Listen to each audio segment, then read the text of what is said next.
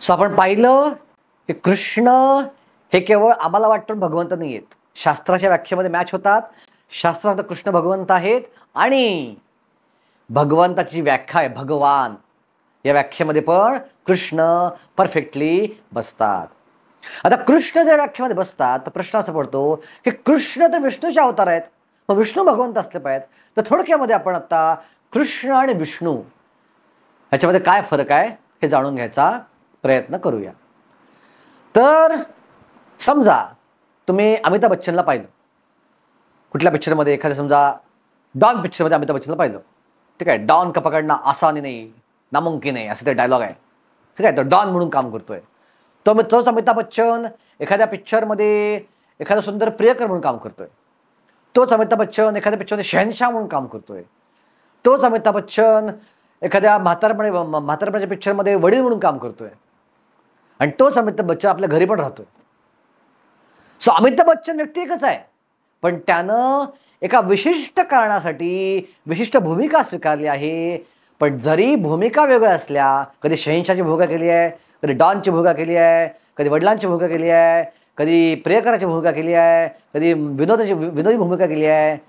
वेगळ्या भूमिका, वेगळे हावभाव, वेगळा वेशांतर आहे, तरी पण व्यक्ती एकच आहे. सो त्याचप्रमाणे हाच कृष्ण आणि विष्णूमध्ये फरक किंवा साम्य आहे.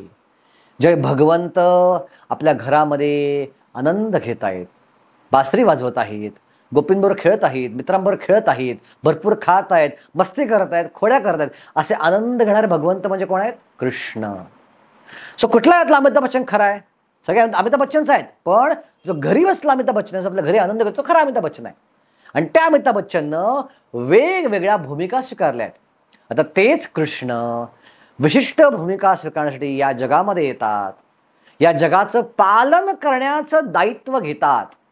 त्यावेळी ते विशिष्ट वेश धारण करतात, 4 हात, हातात शस्त्र, विशिष्ट प्रकारे वेशभूषा, विशिष्ट घर, विशिष्ट कलर, विशिष्ट पत्नी असं धारण करून या विश्वाचं पालन करायचं काम ते भगवंत करतात. सो तेच कृष्ण विष्णू रूपात विस्तारित होतात. सो कृष्ण आणि विष्णूमध्ये फरक काय आहे? घरामधले भगवंत म्हणजे कृष्ण आणि ऑफिसमधले भगवंत म्हणजे विष्णू. एखादा पोलीस ऑफिसर घरामध्ये बनियन चड्डी घालून बसतो निवांत घरी आपल्या, त्याचा मुलगा डोक्यावर बसतो, पण तोच पोलीस ऑफिसर पोलीस स्टेशनला जातो हॅट घालून, विशिष्ट पोलिसचा परिधान करून. लोक जेव्हा ते भेटतात त्याची बोलायची पद्धत असते, सलाम ठोकतात, इन्स्पेक्टर साहेब म्हणतात, ठीक आहे. त्या डोक्यावर थोडं बसत तिथं, तो त्या बनियन चड्डी घालून बसू शकत नाही पोलीस स्टेशनमध्ये, कारण त्याला विशिष्ट परिधान करायला लागतो, विशिष्ट कार्य त्याला तिथं करायचं आहे, त्याला विशिष्ट काम त्याला तिथं करायचं आहे. हाच फरक आहे कृष्ण आणि विष्णूमध्ये. सो विष्णू आणि कृष्णामध्ये काय फरक आहे? कृष्ण विष्णू अवतार आहे का? दोघं सेमच आहेत, फक्त एक आहे आनंद घेणारे भगवंत, एक आहे ऑफिसमध्ये काम करणारे भगवंत. सो मूळ कोण आहे? मूळ आहे कृष्ण. हे कृष्ण ऑफिसमध्ये जातात, ते विष्णूचं रूप धारण करतात. मग आता पुढचा प्रश्न पडेल की कृष्ण आणि विष्णू भगवंत आहेत मानलं, पण जर ते भगवंत आहेत तर त्यांना मनुष्य रूपात ते मनुष्यासारखे कसे काय दिसू शकतील? जर ते मनुष्यासारखे दिसत असतील तर ते भगवंत कसे काय? भगवंताच्या व्याख्येमध्ये तर भगवंत अगणित आहेत, भगवंत अनलिमिटेड आहेत, भगवंत अनंत आहेत. मग अनंत अशा भगवंतांना रूपामध्ये कसं बसवता येईल? काही जगात आपण जे रूप पाहतो, विशिष्ट लांबीचे हात, विशिष्ट लांबीचे डोळे, कान, नाक, बॉडी, लांबी रुंदी उंची आपल्याला असती. मग भगवंतांना जर लांबी रुंदी उंची आहे आणि भगवंत जर जन्म घेत आहेत, जर ते अजन्म आहे, जर ते शाश्वत आहेत, तर ते जन्म कसे घेतात? आम्ही ऐकले कथेमध्ये, आता 5000 वर्षापूर्वी देवकीच्या पोटी भगवंताने जन्म घेतला, कृष्णाने जन्म घेतला. हे कसं समजून घ्यायचं? तर मुळात आपण समजून घेतलं पाहिजे की एखाद्या या जगामध्ये आपला अनुभव काय आहे की ज्याला आकार आहे तो मर्यादित आहे, पण भगवंताचा आकार जरी आपल्यासारखा दिसत असला तर ते आपल्यासारखे नाहीत. त्यांचं शरीर सच्चित आनंद आहे आणि सच्चित आनंद भगवंत असल्यामुळं आपलं शरीर आणि आपल्या आत्म्यात फरक आहे, त्यांचं शरीर आणि त्यांच्या आत्म्यामध्ये फरक नाही. जसं ॲक्च्युअल वाघ आणि वाघाचा आत्म्यात फरक आहे, पण साखरेचा कोणी वाघ बनवला तो साखरेचा वाघ कोणी खाऊन टाकेल, कुणी म्हटलं अरे वाघ खाल्ला, अरे वाघ साखरेचा येतो, साखर आणि साखरेचा वाघ यात काहीच फरक नाही आहे. सो त्याचप्रमाणे भगवंत आणि भगवंताचा आत्मा यात काहीही अंतर नाही. शरीर आणि आत्मा एकच आहे, त्यांचं शरीरच सच्चिदानंद आहे. आणि हे संपूर्ण विश्व जे आहे, हे संपूर्ण दृश्यमान आणि अदृश्यमान जग जे आहे, हे त्यांच्या शरीरापासून निघालेलं आहे. आणि साहजिकच जसे भगवंत, जसा एखादा जेलर, पंतप्रधान जेलमध्ये येतात फेरफटका मारण्यासाठी, ह्याचा अर्थ जेलचा भाग आहेत का ते? ह्याचा अर्थ ते पण कैदी आहेत का? नाही, ते कैदी नाही आहेत. ते आपल्या इच्छेनं जेलर किंवा पंतप्रधान जेलमध्ये फेरफटका मारण्यासाठी येऊ शकतात, कारण सगळा देश त्यांचा आहे.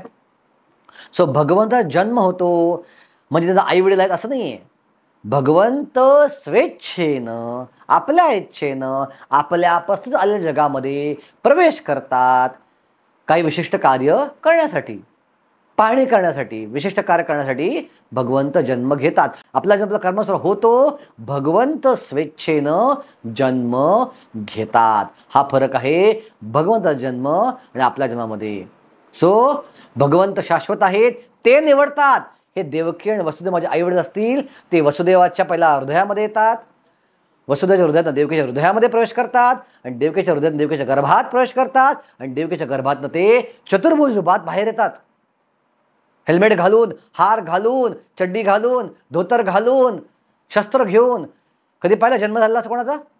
चतुर्भुज रूपात, डोक्यावर हेल्मेट ठेवून, हार घालून, वस्त्र घालून. असा जन्म कधी कोणाचा होत नाही. ह्याचा अर्थ काय? आपला जन्म कसा होतो? अत्यंत छोट्या रूपात, रक्त माखाळलेल्या रूपामध्ये, आपली जी नाळ असते जोडलेली असते आईशी, अशा रूपात जन्म होतो. पण भगवंत त्या रूपात प्रकट होतात. याचा अर्थ भगवंत सामान्य जीव नाहीत, ते स्वेच्छेनं प्रकट होतात, जन्म घेतात. तर हा मुद्दा आपण इथं समजून घेतला पाहिजे. भगवंताचं जरी रूप असलं ते मर्यादित नाही आहे, त्याचं रूप पण अमर्याद आहेत.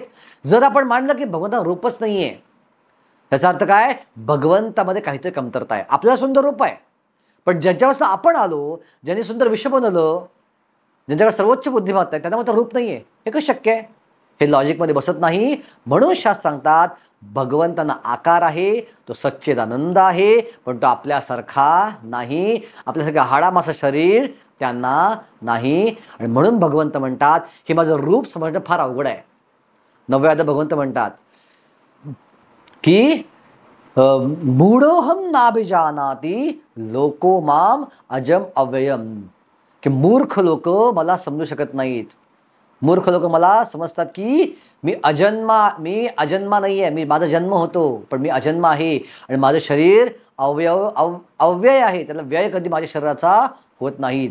भगवंत जन्म घेतला भगवंतांनी, आणि भगवंत 125 वर्षे पृथ्वीवर राहिली, पण त्यांचं शरीर 16 वर्षात तरुणाप्रमाणे सुंदर तरुणच होतं.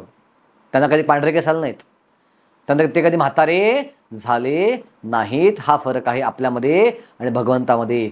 भगवंताचे आणि आपले अनेक जन्म झालेले आहेत, पण आपण विसरून जातो. पण भगवंत सगळं लक्षात ठेवतात. हेच भगवंत अर्जुन सांगतात, तुझ्या माझ्यामध्ये काय फरक आहे? बहुनी मे व्यतीतानि जन्मानि तव च अर्जुना तान्यहम वेद सर्वाणि नात्वं वेत्ता परंतपः.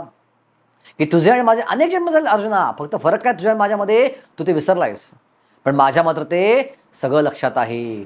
अनेक जन्म लक्षात ठेवणारे फक्त भगवंत असू शकतात, सामान्य जीव हे लक्षात ठेवू शकत नाहीत. म्हणून कृष्ण हे जर त्यांना रूप असलं तरी ते भगवंत आहेत.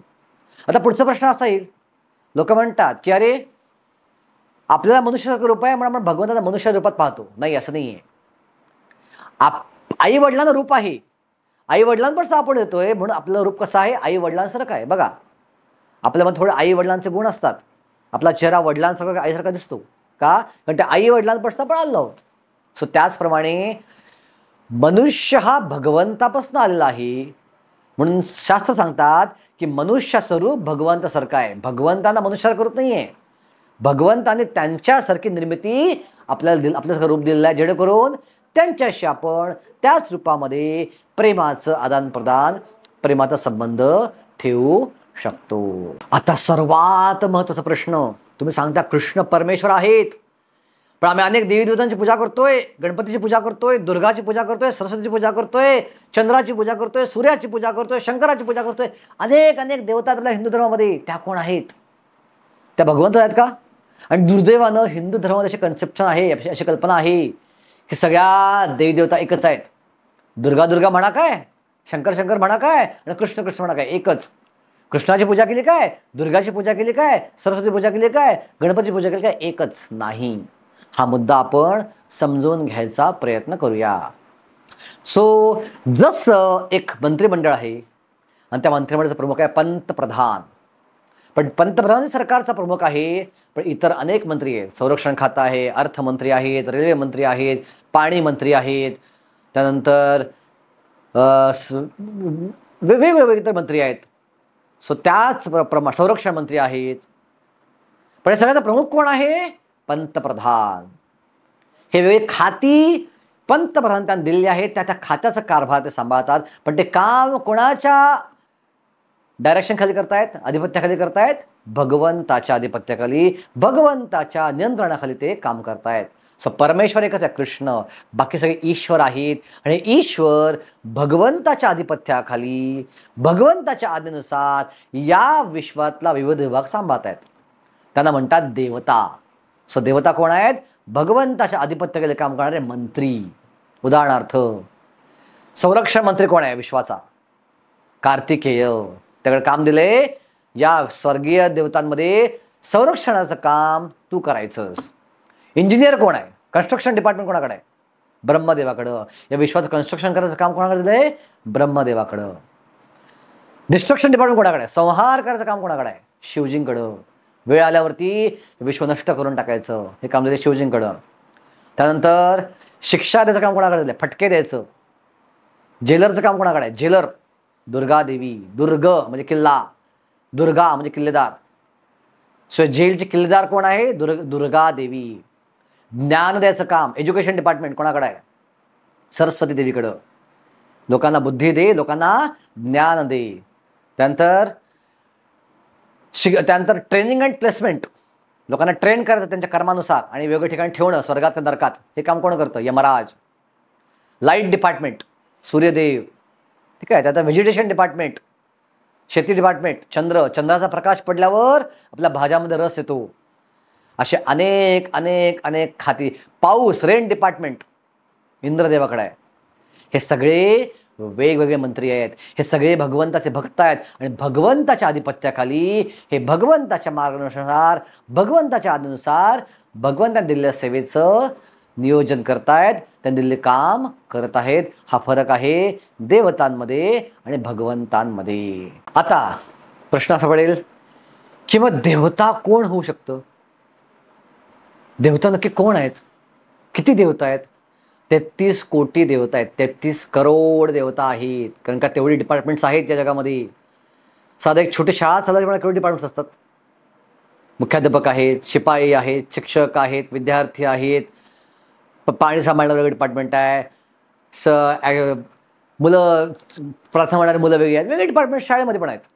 एक छोटी शाळा, एक छोटं सरकार म्हणलं राज्याचं, केवढे मंत्री आहेत. अख्खं विश्व ज्यात कोट्यावधी ग्रह आहेत त्यांना चालवायचं म्हणल्यावरती 33 कोटी देवता नकोत? सो 33 कोटी वेगवेगळे डिपार्टमेंट्स आहेत, म्हणून 33 कोटी 33 करोड या वेगळ्या देवता आहेत. आता देवता ही स्थानं आहेत, देवता ह्या पोझिशन्स आहेत. उदाहरणार्थ फायनान्स मिनिस्टर, अर्थमंत्री स्थान आहे. दर 5 वर्षांनी अर्थमंत्री बदलतो. दर 5 वर्षांनी निवडणूक होती, अर्थमंत्री बदलू शकतो. ते स्थान कोणी शकतो, पण ते पद कायम राहतं. सो इंद्र, चंद्र, सूर्य ही पदं आहेत. ब्रह्मा हे पण पद आहे. एखादा जीव विशिष्ट प्रकारे चांगले कर्म करून, पुण्यकर्म करून तो त्या देवतांची पदं प्राप्त करू शकतो. आत्ता जो इंद्राचं नाव आहे पुरंदर, पुढच्या सरकारमध्ये, वैश्विक सरकारमध्ये इंद्र बदलेल आणि त्याचं नाव वेगळं असेल. आत्ता जो ब्रह्मदेव आहे तो पुढच्या सरकारमध्ये ब्रह्म बदलेल आणि वेगळा जीव ब्रह्माचं स्थान प्राप्त करेल.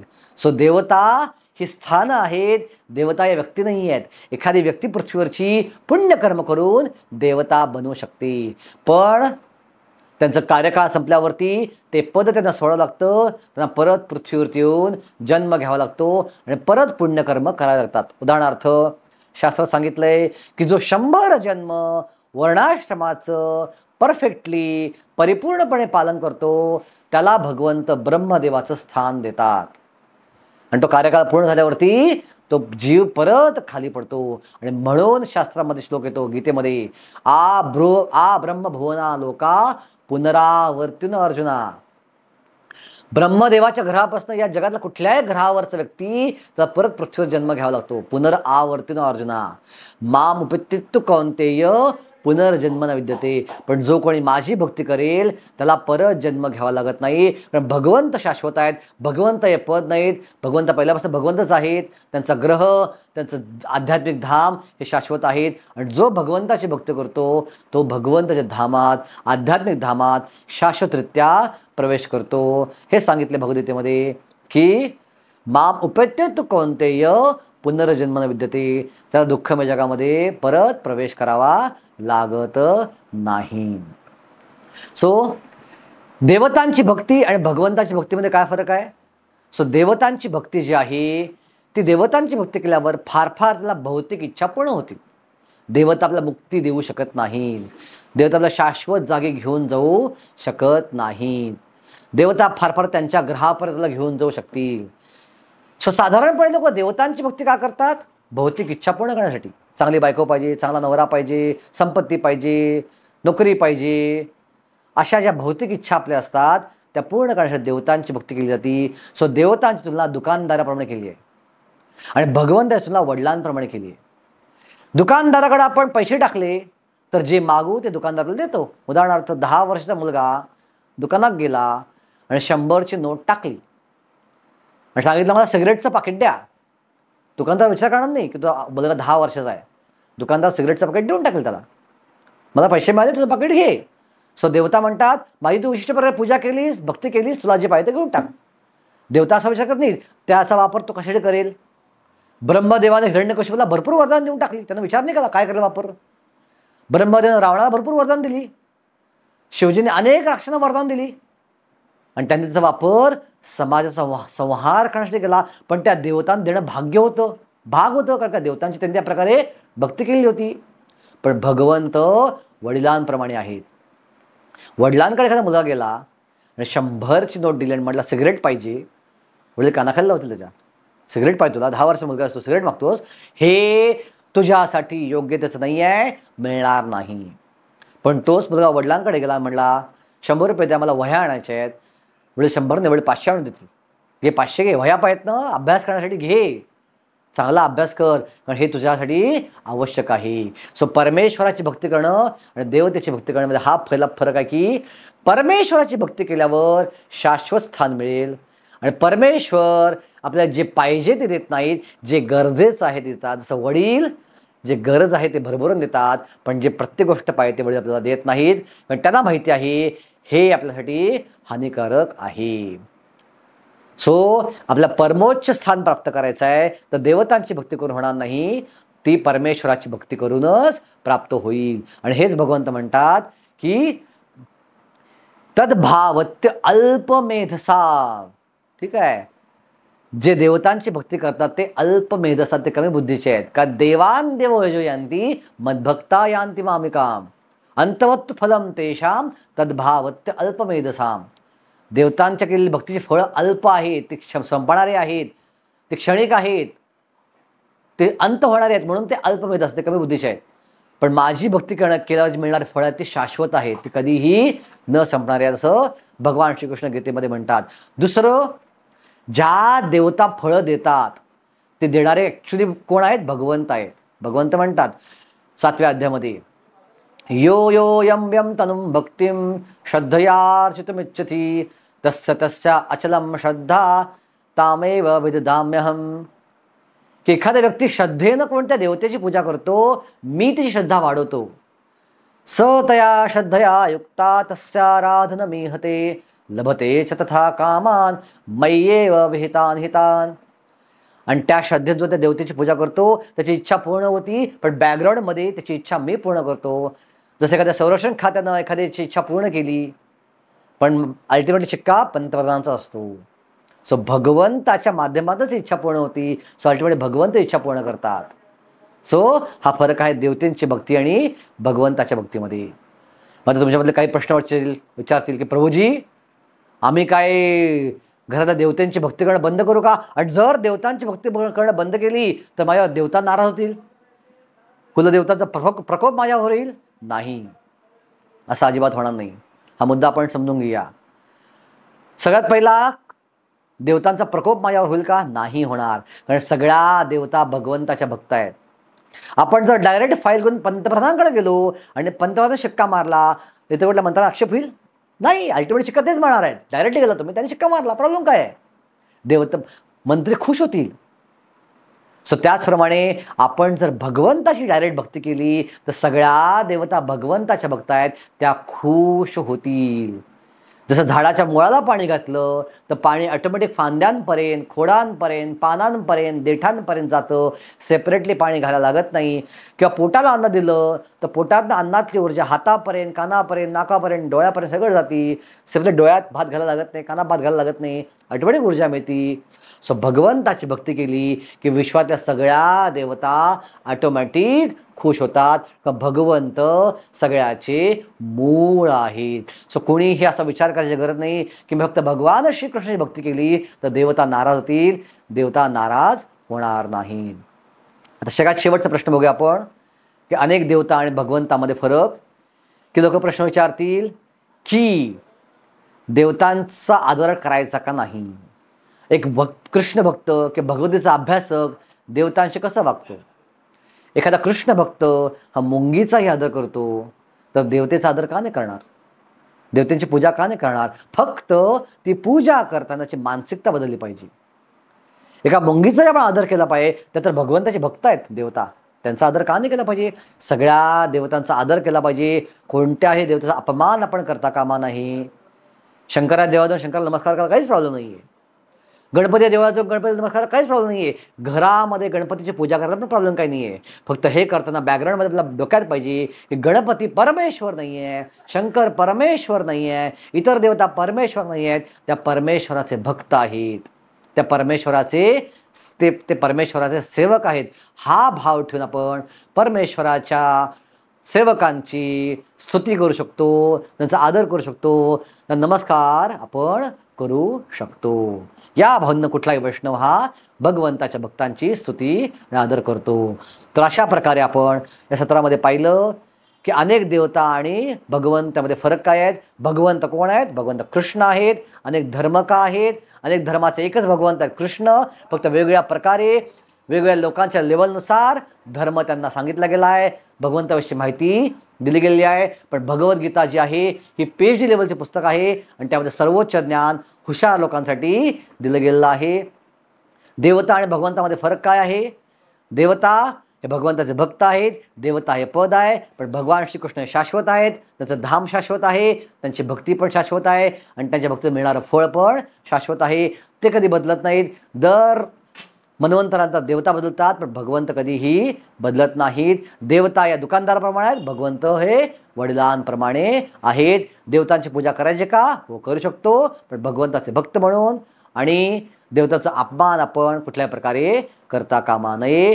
आणि अशा प्रकारे आपण जर भगवंताची भक्ती केली तर ऑटोमॅटिक सगळ्या देवता पण खुश होतात आणि त्यांचे आशीर्वाद पण मिळतात. आणि कृष्ण भगवंत काय आहेत? कारण आम्हाला कृष्ण आवडतो पण कृष्ण भगवंत नाही आहेत. शास्त्र कृष्ण भगवंत सांगतात, भागवतमध्ये सांगितले कृष्ण भगवंत आहेत, गीतेमध्ये कृष्ण सांगतात मी भगवंत आहे. अशा प्रकारे आपण या विषयांची चर्चा आपण या सत्रामध्ये केलेली आहे. हरे कृष्णा. खूप खूप धन्यवाद.